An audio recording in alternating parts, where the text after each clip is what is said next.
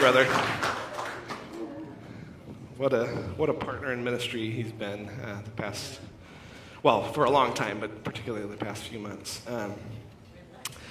I also wanted to say this. There was a couple of weeks ago, I made an illustration, kind of an off-the-cuff illustration, about, and I referenced suicide. And I wanted to start by saying, if that was a poor example. I really should not have used that. I don't even think it was a very good example, and it was not. It was a little flippant the way that I said it. What I really want to do is say if that caught someone here or online, if that was difficult to hear, I apologize. I really do apologize. I don't want to hurt people. I know that's a sensitive subject. And so if I hurt you, I do apologize for that. And also want to stress, as I probably should have if I was going to use that illustration that day, that if you struggle with depression, if you struggle with thoughts of suicide, if you struggle in that area at all, we want to be a place that's safe for you. We want to be a place that you can come and be real about that, and that we can love you and walk through that with you. That is not something to be taken lightly. So I just wanted to apologize if that caught anybody. Difficult subject. All right, on that note, today we are going to be in Matthew 24. Next week we're going to be in Matthew 25. We ended last week with just this long section of Jesus shaming the religious leaders of the time, and not across the board, but really the system that they had set up, these religious leaders had set up, and you know what, I didn't think to say this, but I'm going to say this. If you're interested, there is a very, very good TV show out right now. I was actually just watching it yesterday. It's called The Chosen. Has anybody seen this? Anybody watched this? It's very, very well done. So if you get a chance, it's free. It's put out by a company called VidAngel.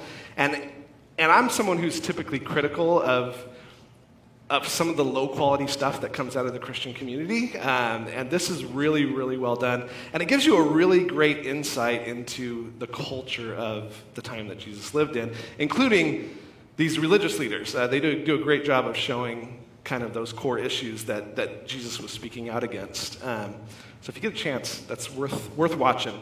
But last week, Jesus criticized the religious leaders for pretending to be all about following God, but really they were about self. They were about trying to prop themselves up and their own self-righteousness.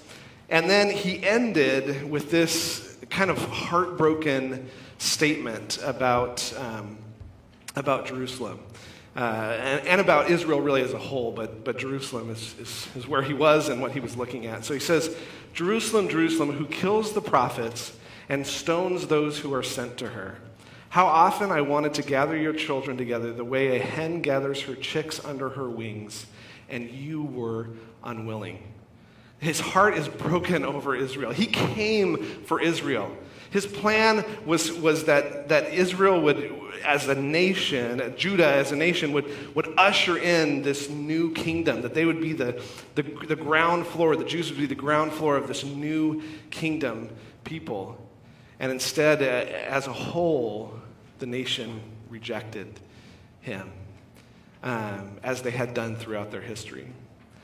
"Behold, your house is being left to you desolate." And he's going to talk about that here in a second. "For I say to you, from now on you will not see me until you say, 'Blessed is he who comes in the name of the Lord.'"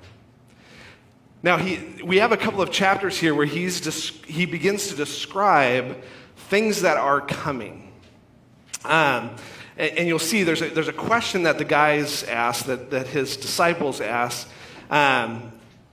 after he makes this statement. Let's look at this first statement he makes. He says, "Jesus came out of the temple and was going away with his disciples and came up to a point out came up to point out the temple buildings to him. So the disciples were like, check this out, like check out this building, check out this building, check out this building.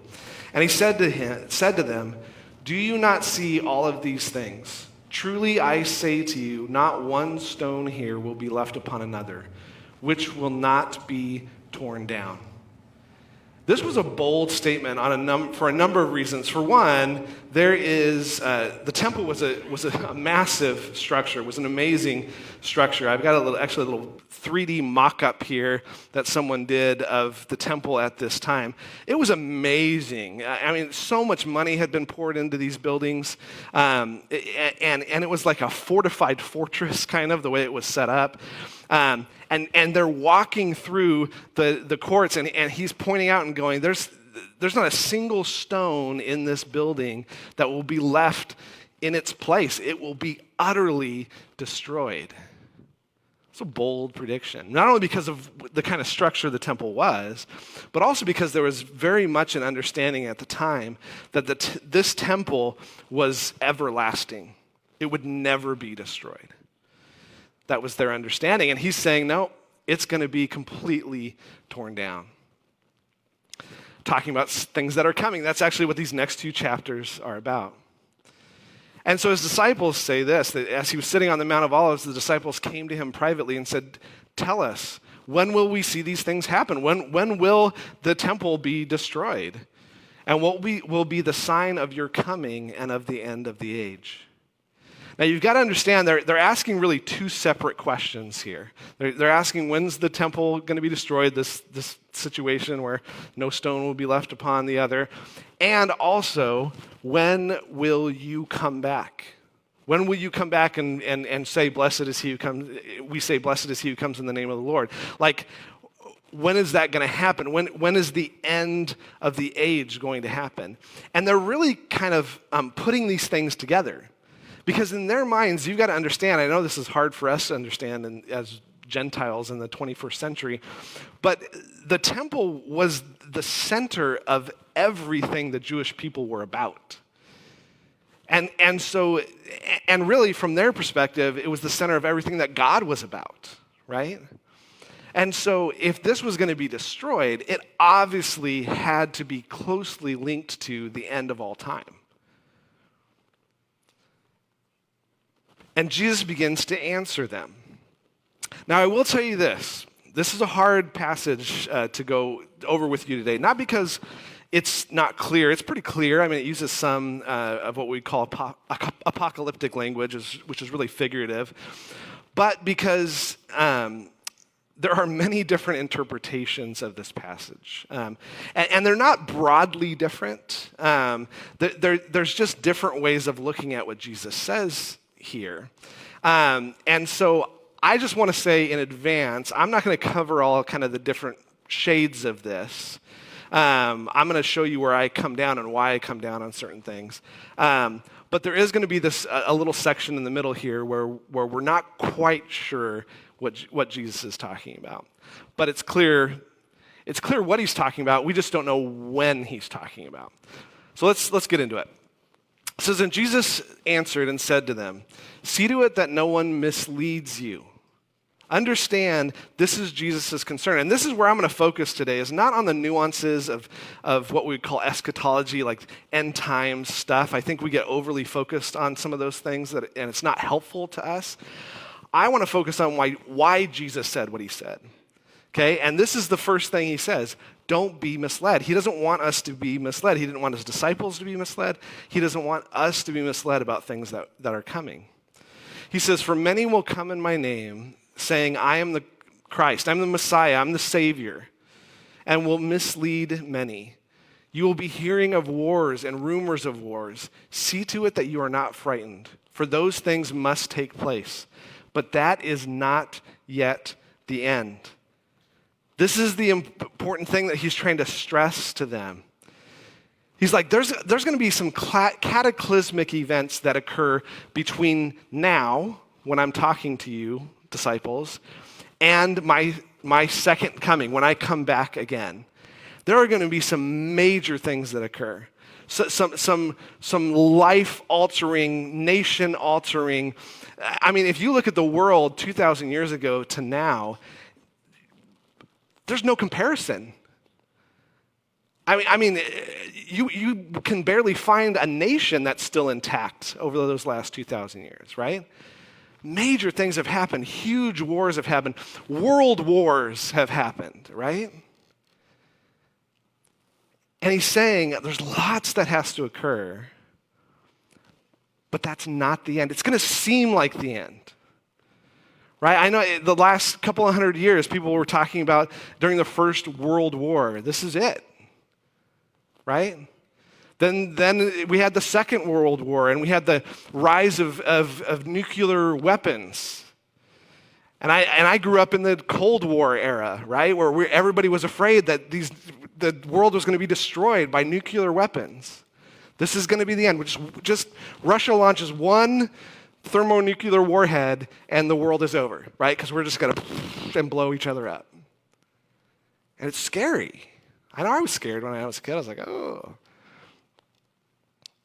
It's like lots of things are going to happen, but understand those things must take place. They're going to be a part of the fabric of history, but that is not the end. He's trying to temper their expectations because they're thinking, many of them are thinking, this is going to happen quickly, and I got to be ready for it because it's going to happen right now. It's going to happen tomorrow. It's going to happen next week. And he's like, slow down. There's a lot of things that need to occur. He goes on, he says, for nation will rise against nation and kingdom against kingdom, and in various places there will be famines and earthquakes. But all of these things are merely the beginning of the birth pangs. So he uses an illustration here of I'm sure most of us have been involved in the birth of a child, right? And you have these pains that begin to occur as you get closer and closer to the point of the birth of a child. They're not the birth of a child, but they indicate the birth is going to occur. A child is going to arrive, right? That's what he's saying here. All of this stuff shouldn't get us to go, oh, it's the end of the world. But it should get us to know that God's got a plan, and God's working out his plan, and in the end, there's going to be a baby. Not a baby, right? But in the end, there's going to be Jesus coming back for his people, which he's going to talk about here in a second. That's going to occur. So those things shouldn't make us afraid and hiding and go, oh man, this is the end of the world. We should be excited going, you know what? This is difficult, but it all points to the fact that Jesus is coming back, that Jesus is coming for his people. He goes on, he says, then they will deliver you to tribulation and will kill you, and you will be hated by all nations because of my name. At that time, many will fall away, and many betray one another and hate one another. Many false prophets will arise and mislead many. Because lawlessness is increased, most people's love will grow cold. It's like during this time period of now until I come back, there's going to be a lot of stuff going on. And you, followers of mine, you're going to be delivered over to tribulation, to great difficulty. And some of you are going to be killed. And in fact, we look at the last 2,000 years, if you study church history, it's bloody. It's hard, it's difficult. We live in like an anomaly, us. In all of human history, in the church, it's been painful and difficult and hard, and the world has hated us. We do live in that world. The name of Christ is people hate the Christian West. You know, this is a reality. This has been a reality. And he makes this statement in 12, which I think is something that we should take note of, because he's drawing a connection between lawlessness and people's love growing cold. And he's probably talking about love for God growing cold. These things go together. In fact, many times when I've had sat with students who are struggling with, I don't know if I believe in God anymore. I don't know if I'm struggling with whether, to trust him with my life, or whether he even exists, or whether, he's struggling with those questions. And sometimes it's a legitimate, logical struggle that they have to work through, and there's great answers for that, and I'd love to talk about those things with them. But I would always start with some questions that get at whether there was a sin issue going on in their life. Because I have just seen over my time in ministry that those things are so closely linked. That as someone struggles with lawlessness, with disregarding God's law and going, I just don't care what God thinks about this area of my life, they begin to walk down a road of growing colder and colder and colder toward God. Those things go together. Now, he's not talking really on an individual level. He's talking on a broad level. That the more we reject God and his instructions, the more we will lose our love for God. Now, just for a second, this is Nate's humble opinion here. I think we are headed more and more, year by year, as a church in America, toward lawlessness. Now, I know that sounds like we're an outlaw in the 1800s and we got our 6-shooter or whatever. That's not what's being talked about here. More and more going, hey, I'm a follower of Christ. I just don't care about what he says about my life. I don't care what he calls me to. That's not important to me. Or, there's a million different interpretations of that particular passage, and I'm just going to take the one that suits me. That's all. Those are all marks of lawlessness. And I think as that happens, our love for God as a church in America is just going to grow colder and colder and colder. I think it already has in many denominations and different places. We got to be careful of that. But he says this is the kind of stuff that will go on during this time period. Now, I'm just going to interject here real quick. Not talk a lot about this. One view on these passages, and this might be the view you hold, is that he's talking about a 7-year period that we would term the tribulation. That's what he's talking about here. I don't find that here. I think he's talking in general about his the time he's talking about until his second coming. But I just want to put that out there. That's one interpretation of this passage. And I don't think it makes a huge difference whether you go either way on this. He goes on, he says, but one who endures to the end, he will be saved. As my opinion, as the American church begins to become less and less concerned about God's will for their lives, it's those who stand, who hold, who endure. Endure means to stay in place, to hold your ground. As we stay in place and hold our ground in the midst of a church that increasingly rejects God's law, that's where our salvation comes from. He finishes off this section and says, the gospel of the kingdom shall be preached in the whole world as a testimony to all nations. We know this has been true. In fact, it was essentially true within the first century, within these guys' lifetime. That Jesus is saying, right now it's this little movement. Not many people know about the good news, about what God has done and what God is doing through his son, through me. But he says this is going to become not a regional thing. This is going to become a worldwide thing. And now us, 2,000 years ahead of this, go, yeah, definitely. Christianity, following Christ, is an international movement. It's everywhere. It's all over the place. But he says all of this stuff has to occur. There are lots of wars, lots of difficulty, lots of tribulation. A lot of history has to occur, and then the end will come. He's trying to temper their expectations here. That's his whole point. There's a lot that has to go down. And I'm not telling you when it's going to go down. He's going to talk about that here in a second. But a lot has to go down before the end comes. Don't get ahead of it.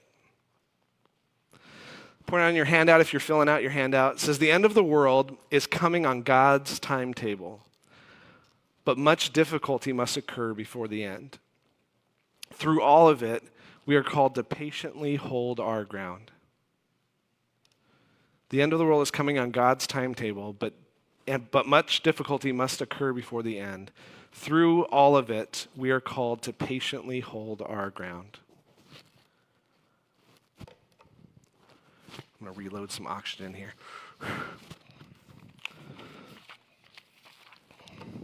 He goes on.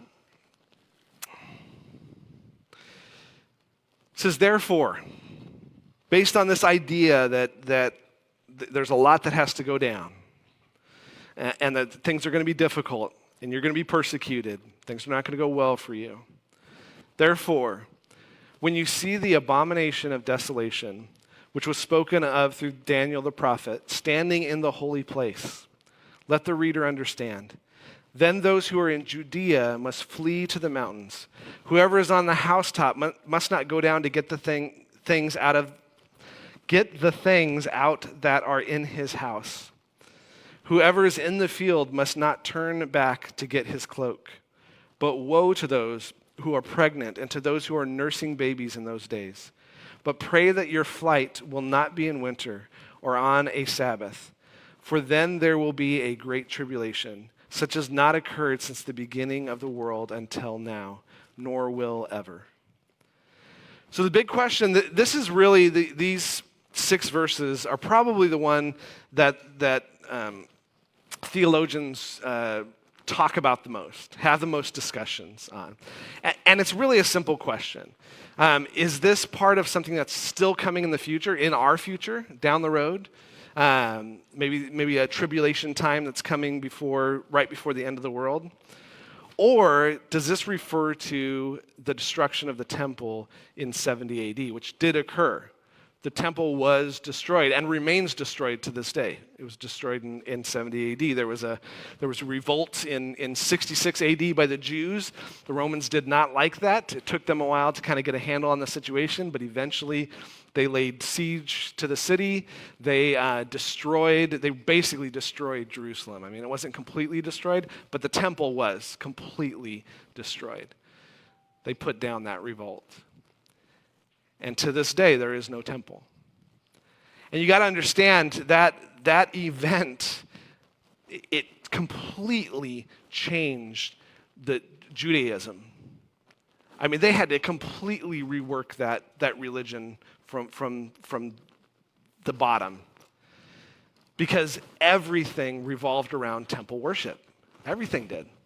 And now they don't have a temple, and they've got to come up with all these new ways to do their religious practice. And so I will tell you, my take on this is, I believe he's talking about the destruction of the temple in AD 70, something that was going to happen just a few decades after he's speaking here. And I'll tell you why I come down on this. There's really, I won't get into all the nuance, but there's a couple of just bold reasons, plain in-your-face reasons. One is he's referring to Judea here, right? That those who are in Judea must flee to the mountains. Well, Judea doesn't even exist anymore. Now, you could say that this is the words going out of my brain, that it's an allusion to maybe modern-day Israel, which has only existed for 60 years or so. So like maybe he's referring to the reconstituted Judea, which has a different name, that's Israel. I think he's talking about Judea. And he's trying to warn these people, these disciples that are in front of him. He's like, when you see the abomination of desolation, this situation that's coming in and is going to destroy the temple, when you get wind of this, run. He's being really practical here. Get out. Go somewhere else for a while. But get out of Jerusalem, because it's going to be really, really bad. And the description here of how difficult this is and how bad it was really fits the actual historical event that occurred in 70 AD. The second reason that I would say that he's referring to that time period is that in what I see as the parallel passage in Luke, he starts this section by saying, but when you see Jerusalem surrounded by armies, then recognize her desolation is near. Luke's account is much more like almost identical to exactly what happened in 70 AD. Actually, to the point that some theologians who believe Matthew is not talking about what happened in 70 AD, they believe Luke is talking about what happened in 70 AD because it's pretty clear that's what he's talking about. He uses some of the same language. Then those who are in Judea must flee to the mountains. Woe to those who are pregnant, to those who are nursing babies in those days. Jerusalem will be trampled underfoot by the Gentiles until the time of the Gentiles are fulfilled. The Romans are going to come and trample you underfoot. It seems pretty clear to me he's talking about the destruction of the temple. So he's warning them. Understand, this is where I'm coming from. He's warning them about this destruction. And we know that something very similar to this, a difficult situation just like this, occurred within a few decades of when he's speaking. And the temple's destroyed. And their life as a nation is basically destroyed for literally hundreds and hundreds and hundreds of years. Israel is not recognized as a nation until, 1948? 49? That's all that time, right? There's no temple and there's no Israel. There's no Judea. There's no Jewish people, Jewish nation. It was devastating, absolutely earth-shattering for these people he's talking to. Point on your handout, and I left this a little vague, since there are a couple of interpretations of this. Judea was predicted to and did go through a particularly difficult event. If you see this as still future, maybe just scratch out "and did." Doesn't have to apply. Judea was predicted to go through a particularly difficult event. And that was the destruction of the temple. He goes on. More things, more coming things to prepare for. Unless those days had been cut short, no life would have been saved. But for the sake of the elect, those days will be cut short. Again, I believe he's talking about between when he's speaking and his second coming, that all of this history is going to happen, all this difficult stuff is going to happen over to our world over that long period of time. And whenever the end is, he said if there wouldn't have been an end that had come, no life would have been saved. We would destroy ourselves. If he didn't have an end time in mind, we are so messed up as a human race that we would destroy ourselves. Whether by nuclear bombs or whatever, we would just annihilate ourselves. Because that's who we are as humans.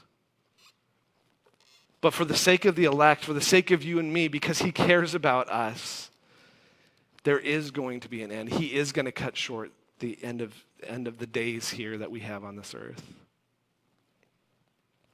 Then if anyone says to you, behold, here's the Christ, here's the Messiah, here's the Savior, or there he is, he's come back, do not believe him.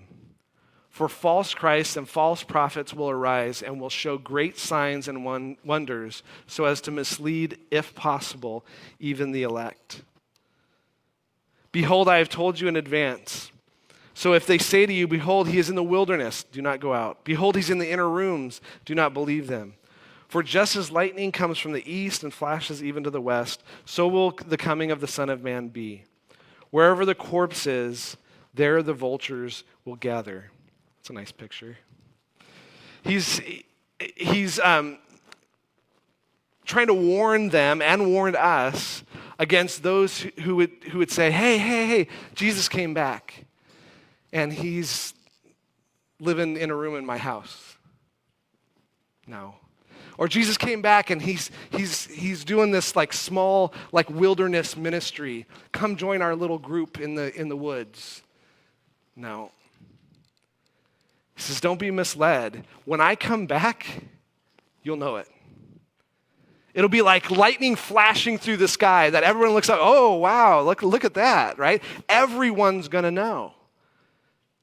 It's like vultures around a dead body. That's kind of a gross picture, but like if there's a dead body in the wilderness, how did they know that someone died in the wilderness? Well, there'd be vultures, right? Everybody would go, hey, look, someone is dead out there. Anybody want to go get him? You know, that's how you would know. Everybody would see it. It would be obvious. So this is going to be obvious, guys.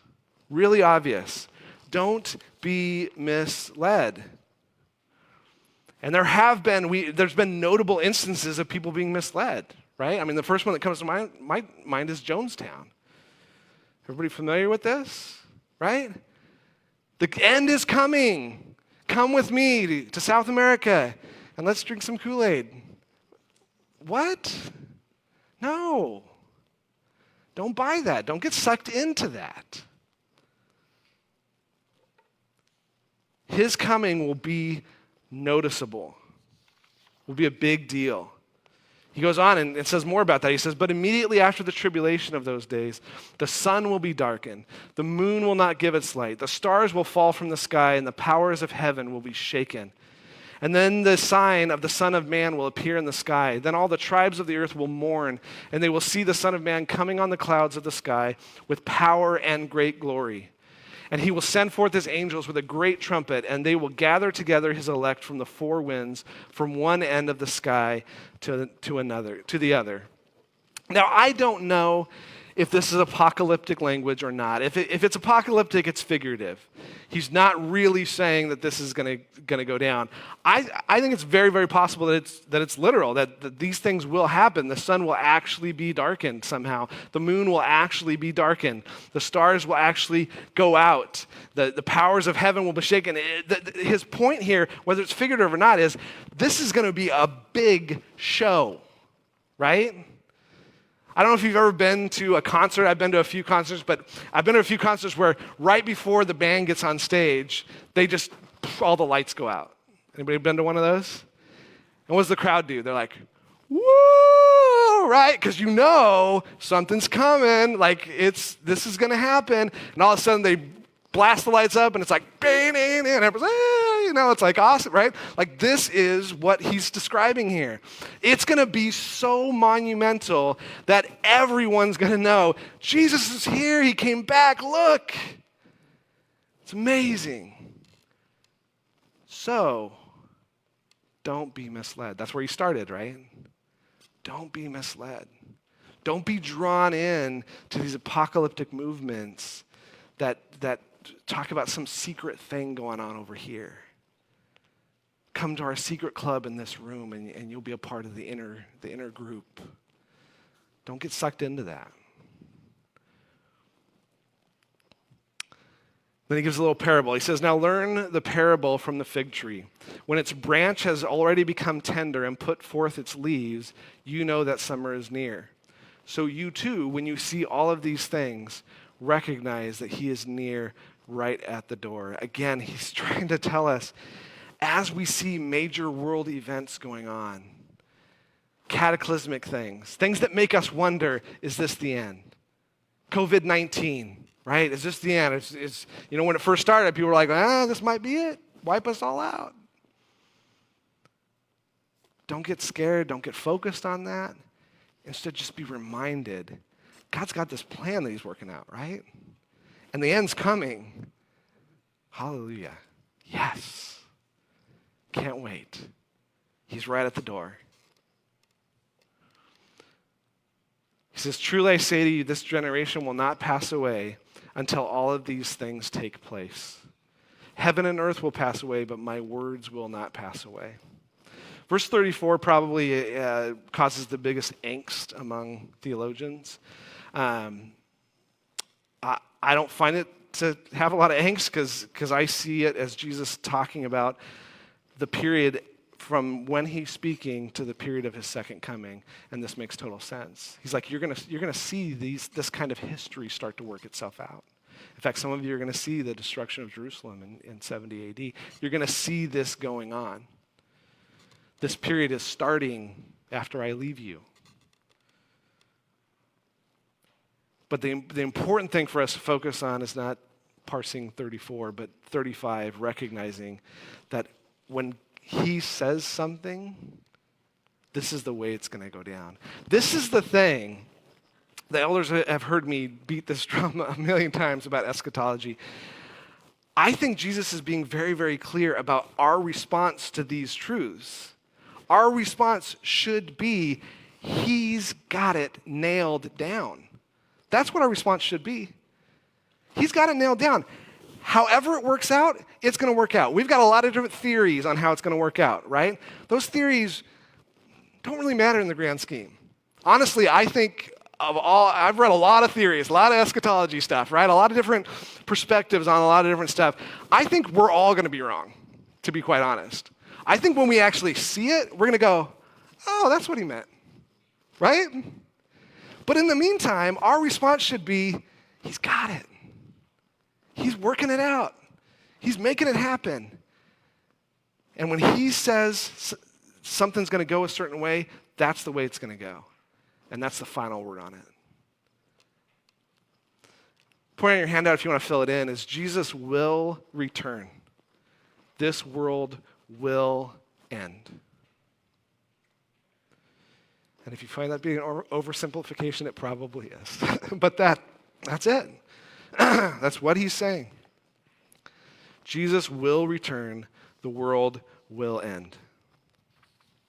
Now, with that in mind, obviously the first question that probably most people have, you've probably had this question, I know I've had this question is, okay, Jesus will return, the world will end. When? Can you give me date and time? 10:53 maybe? Would that be a good time to end it? When's it going to happen? Give us some details. Because I want to make sure I'm ready for it. I know when we have people over to the house, we clean up our house. And our house is semi-clean in the middle time because Sarah Joy cleans it all the time for us. She's always doing the dishes for us, and I really appreciate her. But anyway, sorry to embarrass you right there. But when someone's coming over, that's when we really do the cleaning, right? Everything's got to be in order. So we want to know, hey, what time is this dinner going to happen? Oh, Thursday at 6 o'clock? Okay, the house has got to be clean at Thursday at 6 o'clock. We got to be ready, right? So we're going to make sure that happens. It's an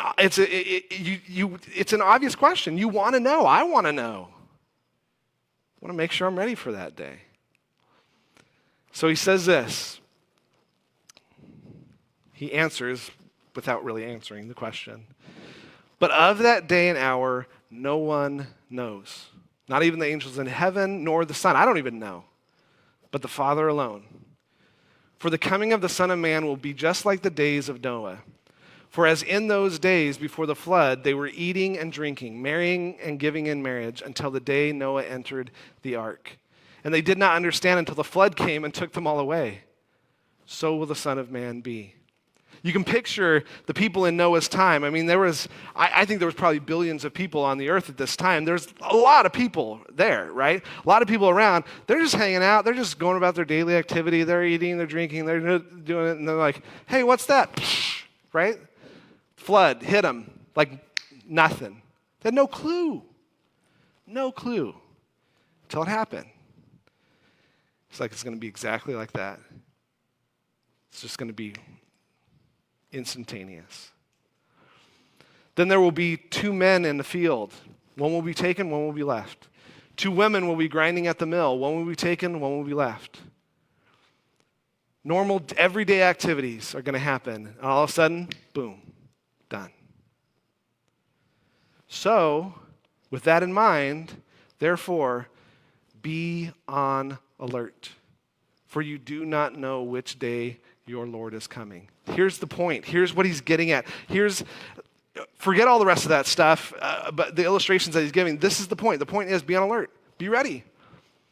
If we had people coming over to our house, if we had some important person coming over to our house, the president was going to come have dinner with us, but he's like, I can't tell you my schedule.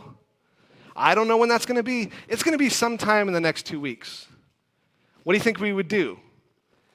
We'd clean our house, right? We'd clean our house now, right now, because maybe he's coming 5 minutes from now. We don't know. Let's clean it now. Get it up to snuff. And then we would continue to clean it. We would continue to maintain the level of cleanliness that we want when we have someone over to our house because we don't know when they're coming. They could come at any moment. I want to make sure that we're ready. We're going to continue that, make sure that that happens. He says, be on alert. Be ready now. Like get things in order now. And then maintain that readiness, that state of alert. You know, we have DEFCON levels in America, you know, where our defense condition goes from 5 to 4 to 3. Like, it's your state of readiness. And the military forces, they recognize they can't stay at the highest level of readiness all the time.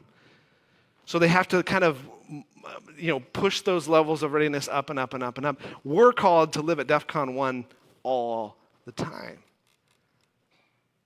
Highest level of alert. Ready to go. He says, but be sure of this, that if the head of the house had known what time of night the thief was coming, he would have been on alert and would not have allowed his house to be broken into. For this reason, you also must be ready, for the Son of Man is coming at an hour when you do not think he will. Again, another illustration, right? If I know someone's going to come rob my house, the lights are going to be on, I'm going to have my gun. I don't have a gun, but I'll get a gun and I'll be ready to go. Like, I'll have the police there waiting to put him in handcuffs. Like, I would be ready to take care of the situation. That's not usually how it happens, right? You wake up the next morning and, oh, my stuff has been stolen. I wasn't ready. I wasn't alert. He says, using this illustration, be ready all the time. Because it's not going to be when you think it is. It's an important thing. I've seen a lot over the years, and I have a little bit of pushback on this, of people going, this is when it's going to happen. This is exactly how it's going to happen. This world event is causing, this is the one link in the chain. Hey, we've just got 2 more links in the chain. It's happening right now. Like, all of this stuff. I push back at all that stuff because we're all going to be surprised. We're all going to be, oh, whoa, hey, it happened now. Okay. Good thing I was ready. Be ready. And this is a hard message, I think, doing youth ministry over the years. This is a hard message for students to hear. Because every student I've ever met thinks they're going to live to be 80. And then every year, someone at their high school, someone they know, a friend of theirs is lost. And suddenly they go, oh, whoa, hold on. Wait. Got to be ready. Got to be ready. Who then is the faithful and sensible slave who his master put in charge of his household to give them their food at the proper time? Blessed is the slave for whom his master finds so doing when he comes. Truly I say to you that he will put him in charge of all of his possessions. Just one more illustration, right? He's like, the faithful servant, the servant that's going to be most honored, is that servant that's ready at any moment to serve the needs of the master. Any moment. But if the evil slave says in his heart, my master's not coming for a long time. I know, he doesn't usually come till like Thursday. And he begins to beat his fellow slaves and eat and drink with drunkards.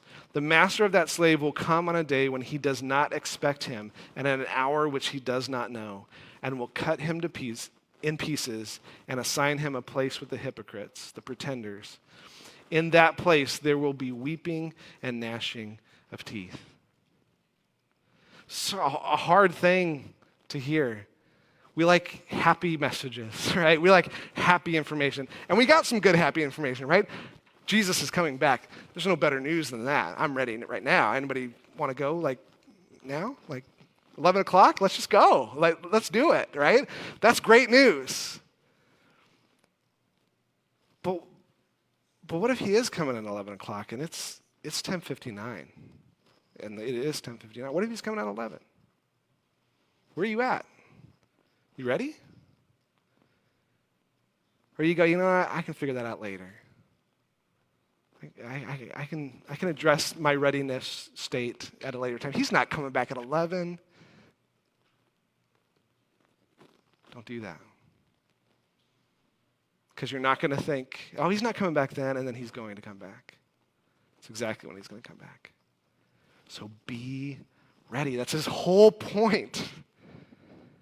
Forget figuring out all the nuances of how things are going to go down. That's secondary. Fine. If you think that stuff's cool, check it out. The point is, be ready. Point on your handout if you want to put it in is live in a state of readiness to see Jesus at any moment. Live in a state of readiness to see Jesus at any moment. And I just have that question at the bottom. I'm hoping if you're not ready that the Holy Spirit's been working on your heart this morning. You've been maybe looking at that question at the bottom of the handout the whole day and wondering. But it's an important question. Are you ready? Are you ready right now? Are you in a place that you will not be ashamed if he shows up in the next moment? And if you're not, the answer to that is not going, oh, woe is me. I'm such a mess up. I'm such an unready person. The answer is Jesus' call to you. He's pleading with you. Get ready right now. Like, do what it takes. Clean up the house now. Go do it. Don't wait. Let me pray for us. Lord, we so long for your return. So long for it. We are so wanting you to come back, so wanting to be collected from the ends of the earth to you. We want you to come right now. I want you to come right now. Please do. But in the meantime, while we wait for your timing, for your perfect timing in all of this, Lord, help us to do what it takes to be ready. Help us to get our house in order. That may mean some very significant addressing of issues in our household, in our lives. Lord, help us to address those issues. Help us to be ready for your return. Only you can do that. Pray this all in your name. Amen. All right. If you want to hang out, fellowship, we'll do so outside. You can, as long as you stay social distanced, we can shed the masks outside, which I'm looking forward to. We're dismissed.